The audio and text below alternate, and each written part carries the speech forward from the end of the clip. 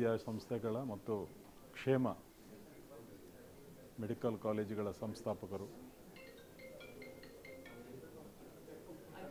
16,000 ಜನರ ಮನೆಗೆ ಬೆಳಕಾದಂಥ ಎನ್ ವಿನಯ್ ಹೆಗ್ಡೆ ಅವರು ಇವತ್ತು ನಮ್ಮ ಜೊತೆ ಇಲ್ಲ. ನಿನ್ನೆ ರಾತ್ರಿ ಊಟ ಮಾಡಿ ಮಲಗಿದವರು ಇಹಲೋಕವನ್ನು ತ್ಯಜಿಸಿ ನಮಗೆಲ್ಲರಿಗೂ ದುಃಖದ ಮಡಿಲಲ್ಲಿ ಹಾಕಿದ್ದಾರೆ. ವಿನಯ್ ಹೆಗ್ಡೆ ಅವರು ದೊಡ್ಡ ಒಂದು ಕುಟುಂಬದಿಂದ ಬಂದಿದ್ರೂ ಸ್ವಪ್ರಯತ್ನದಿಂದ, ಸ್ವಂತ ಬಲದಿಂದ, ಸ್ವಂತ ಕಾಲ ಮೇಲೆ ನಿಂತು ಇವತ್ತು ಈ ದೊಡ್ಡದಾದಂತಹ ಒಂದು ಸಂಸ್ಥೆಯನ್ನು ಕಟ್ಟಿ ಬೆಳೆಸಿ ಲಕ್ಷಾಂತರ ವಿದ್ಯಾರ್ಥಿಗಳಿಗೆ ಇಂಜಿನಿಯರಿಂಗ್ ವಿದ್ಯೆ ಇರ್ಬೋದು, ಬೇರೆ ಬೇರೆ ಪ್ರಾಥಮಿಕ ಶಿಕ್ಷಣದಿಂದ ಪ್ರೌಢ ಹಾಗೆ PG ಯವರೆಗೆ ಇಂಜಿನಿಯರಿಂಗ್ ಕಾಲೇಜು, ಮೆಡಿಕಲ್ ಕಾಲೇಜು, ಆಸ್ಪತ್ರೆಗಳನ್ನೆಲ್ಲ ಸ್ಥಾಪಿಸಿಕೊಂಡು 16,000 ಮಂದಿಯ ಮನೆಯ ಬೆಳಕಾಗಿ ಅವರಿಗೆ ಉದ್ಯೋಗವನ್ನು ನೀಡಿ ದಾತ, ಒಬ್ಬ ಅನ್ನದಾತ ಅಂತ ಹೇಳ್ಬೋದು. ಅಂಥ ಅನ್ನದಾತ ಇವತ್ತು ನಮ್ಮ ಈ ಜಿಲ್ಲೆಗೆ ಒಂದು ದುಃಖವನ್ನು ಸಹಿಸುವಂಥ ಎಲ್ಲ ಜನತೆಗೆ ಶಕ್ತಿಯನ್ನು ಪರಮಾತ್ಮ ಕೊಡಬೇಕು. ಅವರ ಆತ್ಮವನ್ನು ಪರಮಾತ್ಮನ ಪಾದಕಮಲಗಳಿಗೆ ಲೀನಾಗಬೇಕು, ಸ್ವರ್ಗಕ್ಕೆ ಹೋಗಬೇಕು ಅವರು. ಯಾಕೆಂತ ಹೇಳಿದರೆ ಒಬ್ಬ ಮೃದು ಸಾಧು ಸ್ವಭಾವದ ಒಬ್ಬ ಅಗ್ರಗಣ್ಯರ ಪಂಕ್ತಿಯಲ್ಲಿ ನಿಲ್ಲುವಂಥ ಒಬ್ಬ ವ್ಯಕ್ತಿ. ಎಷ್ಟು ಸಣ್ಣ ಮಕ್ಕಳನ್ನು ಸಹ ಬಹಳ ಗೌರವದಿಂದ, ವಿನಮ್ರತೆಯಿಂದ ಕರೆದು ಮಾತಾಡುವಂಥ ವ್ಯಕ್ತಿ.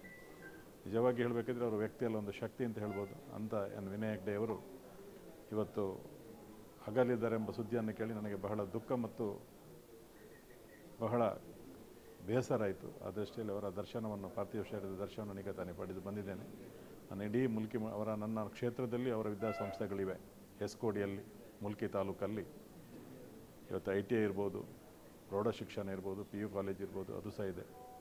ಹಾಗಾಗಿ ನನ್ನ ಇಡೀ ಕ್ಷೇತ್ರದ ಜನತೆಯ ಪರವಾಗಿ ಅವರಿಗೆ ಅವರ ಆತ್ಮಕ್ಕೆ ನಾನು ಚಿರಶಾಂತಿಯನ್ನು ಕೊಡ್ತೇನೆ. ಅವರ ಕುಟುಂಬದವರಿಗೆ ಅವರ ದುಃಖವನ್ನು ಸಹಿಸುವ ಶಕ್ತಿಯನ್ನು ಕೊಡಲಿ ಅಂತ ದೇವರಲ್ಲಿ ಪ್ರಾರ್ಥಿಸ್ತೇನೆ. ಹಾಗೆ ಅವರೊಂದು ಕಡೆಯ ಆಶೆ ಏನಿತ್ತು ಅಂತ ಕೇಳಿದರೆ ಅಯೋಧ್ಯೆ ಮತ್ತು ಕಾಶಿಗೆ ಹೋಗಬೇಕು ಅಂತ ಹೇಳ್ತಿದ್ರಂತೆ ಮಕ್ಕಳ ಹತ್ರ ಮತ್ತು ಮನೆಯವರ ಹತ್ರ. ಅಯೋಧ್ಯೆಗೆ, ಕಾಶಿಗೆ ದೇವರ ದರ್ಶನವನ್ನು ಪಡೆದು ಕೇವಲ 2 ದಿನಗಳ ಹಿಂದೆ ಹೋಗಿ ಬಂದಿದ್ದಾರೆ. ಹಾಗಾಗಿ ಇದೊಂದು ಬಹಳ ಪುಣ್ಯದ ಒಂದು ಕಾರ್ಯ.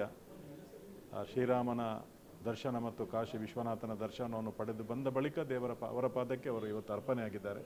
ಅಂಥ ಒಂದು ಪುಣ್ಯಾತ್ಮ, ಇದು ಯಾರಿಗೂ ಸಿಕ್ಕಲಿಕ್ಕಿಲ್ಲ. ಅಂತ ಒಂದು ಪುಣ್ಯಾತ್ಮ ಅವರ ಮಗನನ್ನ ಹತ್ರ ಹೇಳಿದರೆ ಹೀಗೆ ಅಂತ ಕಡೆಯ ಆಸೆ ಇತ್ತು, ಅದನ್ನು ಸಹ ಪೂರೈಸಿಕೊಂಡು ಎಲ್ಲ ಆಸೆಗಳನ್ನು ಪೂರೈಸಿತ್ತು. ಇವತ್ತು ನಮ್ಮನ್ನು ಬಿಟ್ಟು ಅಗಲಿದ್ದಾರೆ.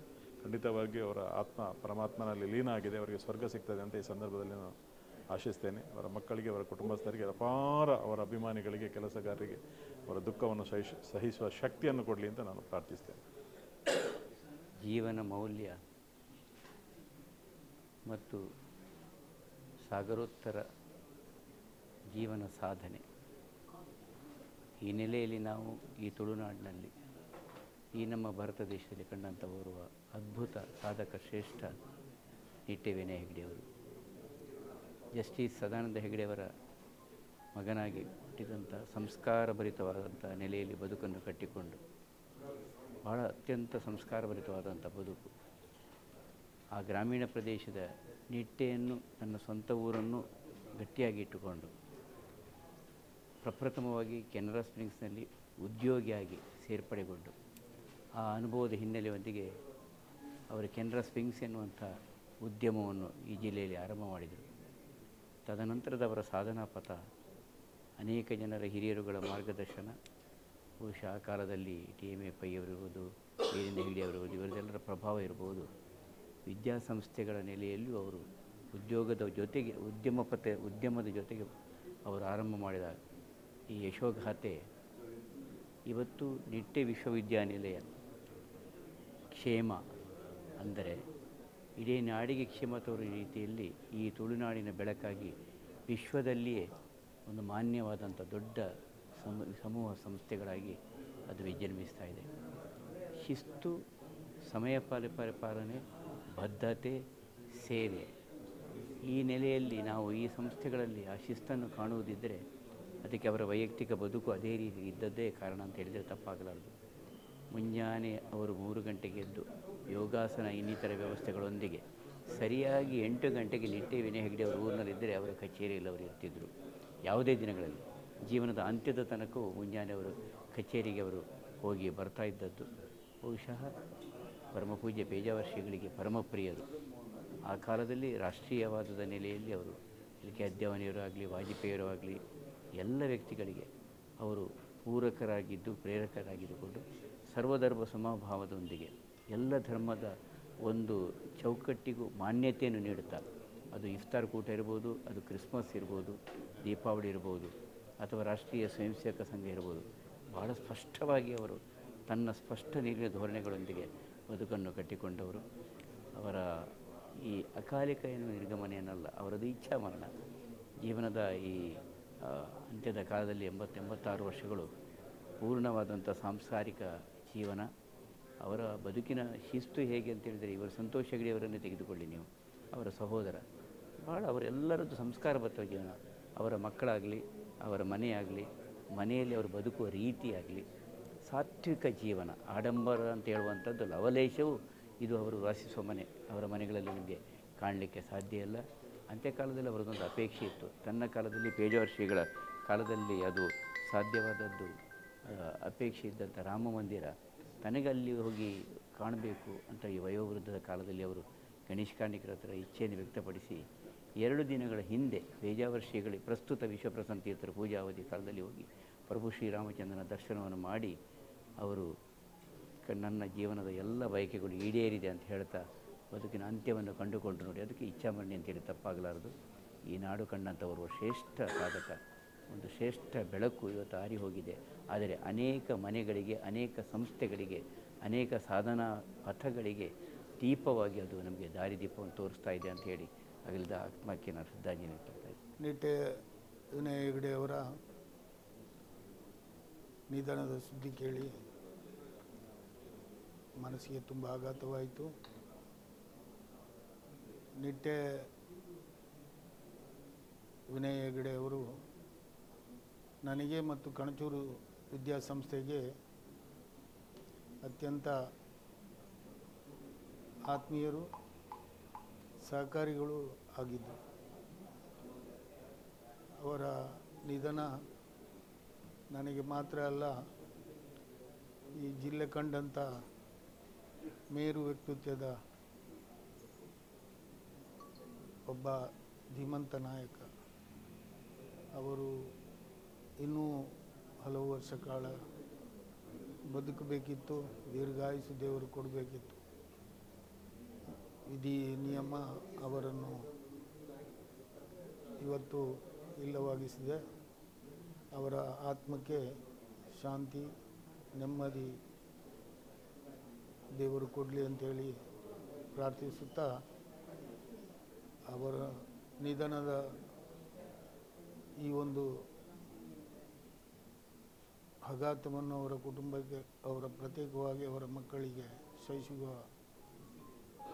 ಶಕ್ತಿ ದೇವರು ಕೊಡಲಿ ಅಂತೇಳಿ ದೇವರಲ್ಲಿ ಪ್ರಾರ್ಥಿಸ್ತಾ ಇದ್ದೇನೆ. ಇವತ್ತು ಮಂಗಳೂರು ಮಾತ್ರವೇ ಅಲ್ಲ, ಇಡೀ ಕರ್ನಾಟಕ ರಾಜ್ಯದ ಒಬ್ಬ ಒಳ್ಳೆಯ ವ್ಯಕ್ತಿಯನ್ನು ಕಳ್ಕೊಂಡಂಥ ಒಂದು ದುಃಖ ಎಲ್ಲರಲ್ಲೂ ಕಾಡ್ತಾ ಇದೆ. ಅದಕ್ಕೆ ಕಾರಣ ಇವತ್ತು ವಿನಯ ಹೆಗಡೆಯವರ ನಿಧನ. ವಿನಯ ಹೆಗಡೆಯವರಂದರೆ ನನಗೂ ಅವರಿಗಿರುವ, ನಾನು ಹೈದರ್ ಪ್ರತಿಪಾಡಿ, ನನಗೂ ಅವರಿಗಿರುವಂಥ ಸಂಬಂಧ 22 ವರ್ಷಗಳ ಕಾಲ ನಾನು ಅವರೊಂದಿಗೆ ಬಹಳೊಂದು ಒಡನಾಟ ಮಾಡಿದ ವ್ಯಕ್ತಿಯಾಗಿದ್ದೇನೆ. ಯಾವ ಸಮಯದಲ್ಲೂ, ಯಾವ ಸಂದರ್ಭದಲ್ಲಿಯೂ ಒಂದು ಫೋನ್ ಮಾಡಿದ ತಕ್ಷಣ ಅದಕ್ಕೆ ಸ್ಪಂದಿಸುತ್ತಿರುವಂಥ ಒಂದು ನನ್ನ ಭಾಗಕ್ಕೆ ಅತೀವ ದುಃಖ ಉಂಟಾಗಿದೆ. ಅವರ ಇನ್ನೊಂದು ಲೋಕದ ಜೀವನ ಇಲ್ಲಿಗಿಂತಲೂ ಉತ್ತಮವಾಗಿ ನೆರವೇರಲಿ ಅಂತ ಈ ಸಂದರ್ಭದಲ್ಲಿ ಹಾರೈಸುತ್ತೇನೆ.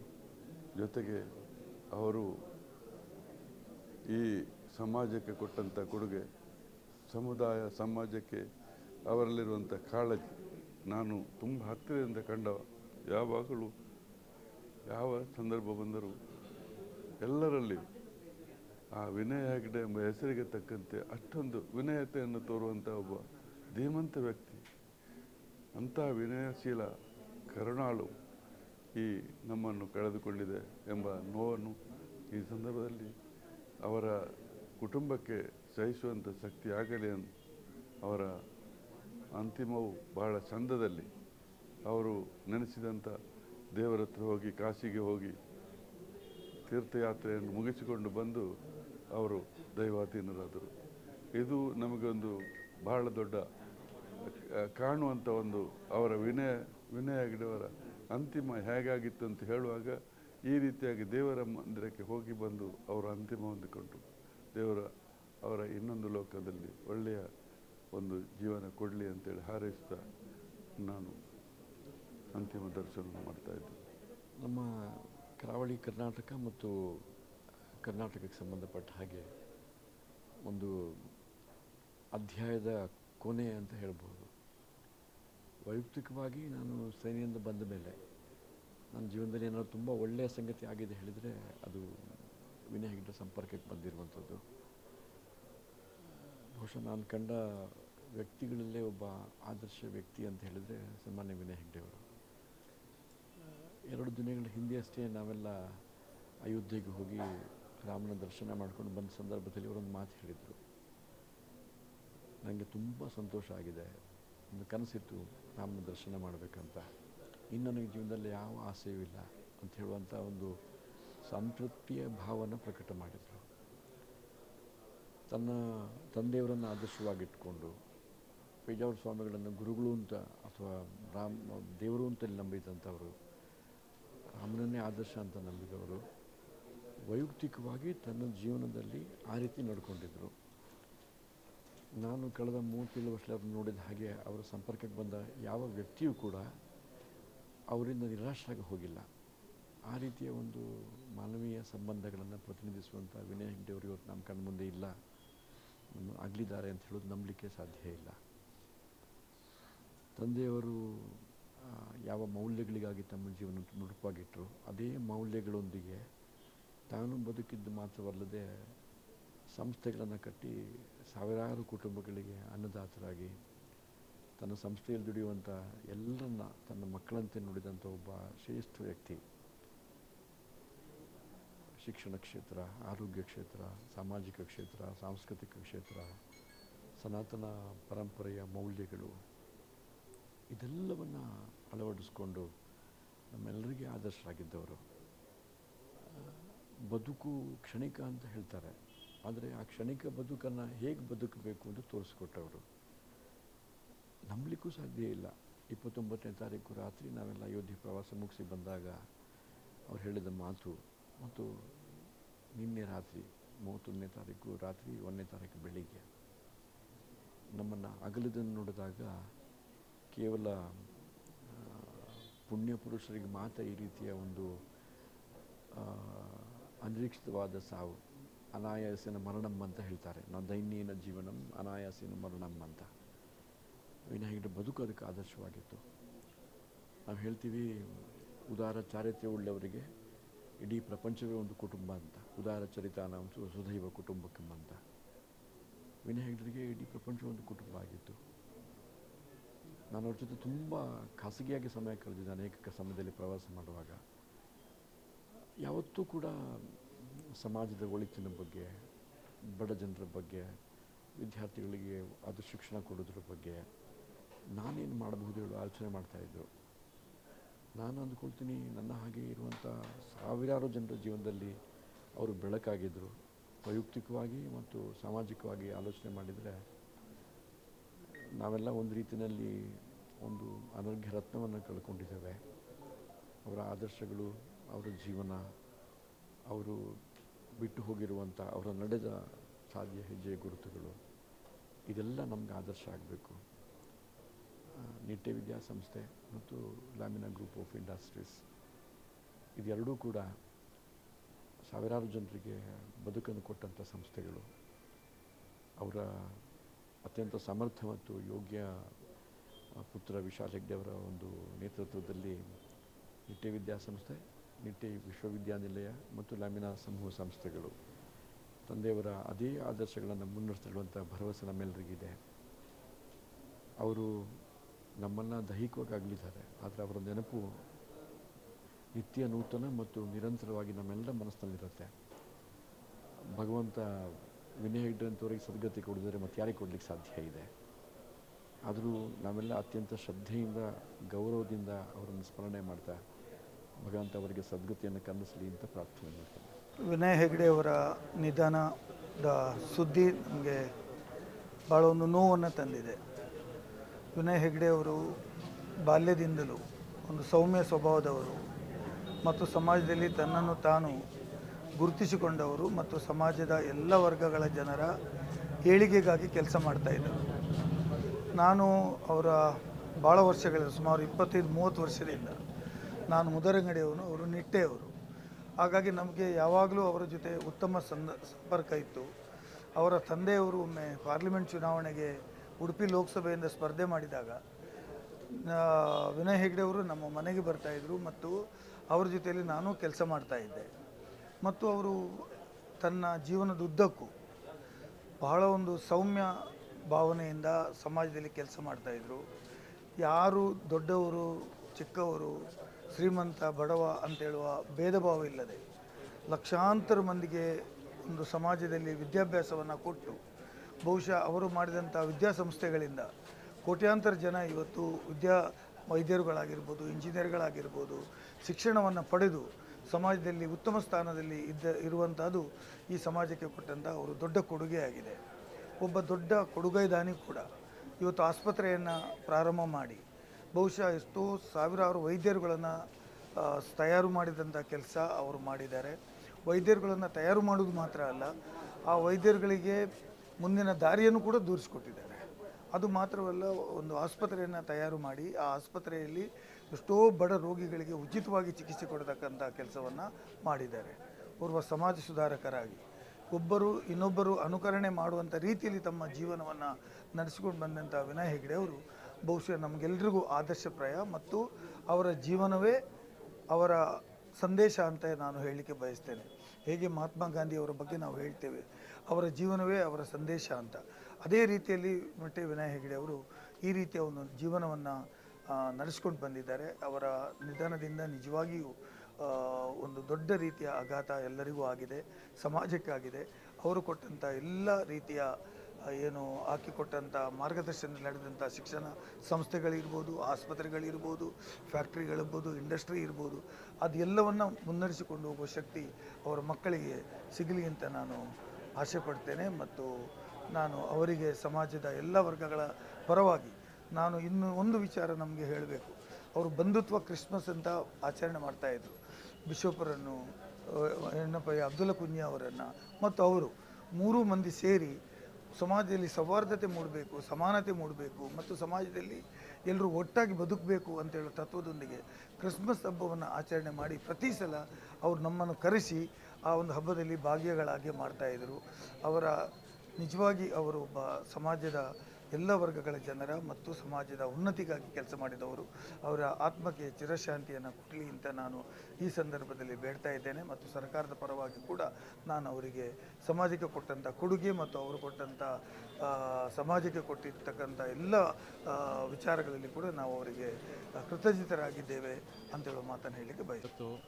ನಮ್ಮ ಆತ್ಮೀಯರಾದ ನಿಟ್ಟೆ ವಿದ್ಯಾಸಂಸ್ಥೆಯ ಫೌಂಡರ್ ಆಗಿರ್ತಕ್ಕಂಥ ವಿನಯ್ ಹೆಗ್ಡೆಯವರು ನಮ್ಮನ್ನು ಇವತ್ತು ಅಗಲಿದ್ದಾರೆ. ತುಂಬ ದುಃಖ ಆಗ್ತಾಯಿದೆ. ನಾನು ಈ ಭಾಗದ ಕಾರ್ಪೊರೇಟ್ರು ಸಾಧಾರಣ 20 ವರ್ಷದಿಂದ ಇಲ್ಲಿ ಕಾರ್ಪೊರೇಟ್ರಾಗಿ ನಾನು ಚುನಾಯಿತನಾಗಿದ್ದ ಮೇಲೆ ತುಂಬ ಮಾರ್ಗದರ್ಶನ ಅವರು ಕೊಡ್ತಾಯಿದ್ರು. ಪ್ರತ್ಯೇಕವಾಗಿ ಕ್ಲೆನ್ಲಿನೆಸ್ ಬಗ್ಗೆ ಹೆಚ್ಚು ಅವರು ಮುತುವರ್ಜಿ ವಹಿಸಿ ನನ್ನನ್ನು ಆಗಾಗ ಎಚ್ಚರಿಕೆಯಿಂದ ಇರಲು ಅವರು ಹೇಳ್ತಾಯಿದ್ರು. ನಮ್ಮ ಕ್ಯಾಥಲಿಕ್ ಇನ್ಸ್ಟಿಟ್ಯೂಷನ್ ನಾನು ನೋಡ್ತಿದ್ದೇನೆ.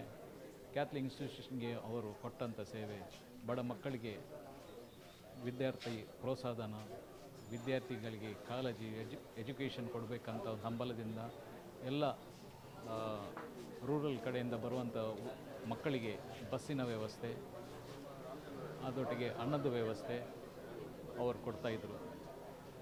ವಿನಯ್ ಹೆಗ್ಡೆ ಅವರು ಒಂದು ನಮ್ಮ ಜಿಲ್ಲೆಯ ಒಂದು ಹೆಮ್ಮೆ ಪುತ್ರ. ಯಾಕೆಂದರೆ ಒಂದು ನಿಸ್ವಾರ್ಥ ಅವ್ರದ್ದು. ಅವರೊಂದು ನಿಟ್ಟೆ ವಿದ್ಯಾಸಂಸ್ಥೆ ಮುಖಾಂತರ ಎಷ್ಟೋ ಜನರಿಗೆ ಅವರು ಕೆಲಸವನ್ನು ಕೊಟ್ಟಿದ್ದಾರೆ. ಯಾಕೆಂದರೆ ನಮ್ಮ ಜಿಲ್ಲೆಯಲ್ಲಿ ಪ್ರತಿಷ್ಠ ಸಂಸ್ಥೆ ಆಗಿರೋದ್ರಿಂದ ನಿಟ್ಟೆ ಎಜುಕೇಷನ್ ಟ್ರಸ್ಟ್, ಇದರಲ್ಲಿ ಹಲವು ಸಾವಿರ ಜನರು ಉದ್ಯೋಗದಲ್ಲಿದ್ದಾರೆ. ಅವರು ಸರಳ ಸ್ವಭಾವಿ ಒಂದು ಉತ್ತಮ ಒಂದು ವ್ಯಾಪಾರ ಮಾಡಿಕೊಂಡು ಜನರ ಹತ್ರ ಪ್ರೀತಿಯನ್ನು ಬೆಳೆಸಿದ್ದಾರೆ.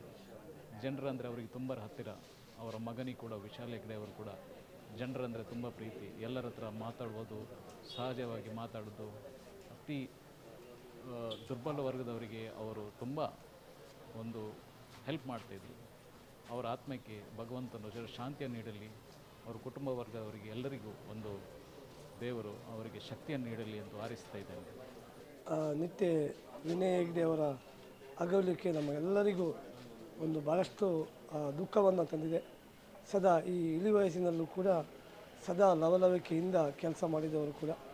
ವಾರದ ಹಿಂದೆ ಆಳ್ವಾಸ್ನಲ್ಲಿ ಕ್ಯಾತ್ ಲ್ಯಾಬನ್ನು ಉದ್ಘಾಟನೆ ಕೂಡ ಬಂದಿದ್ದು ಭಾಳಷ್ಟು ಉತ್ಸುಕತೆಯಿಂದ ಕೂಡ ಇದ್ದು.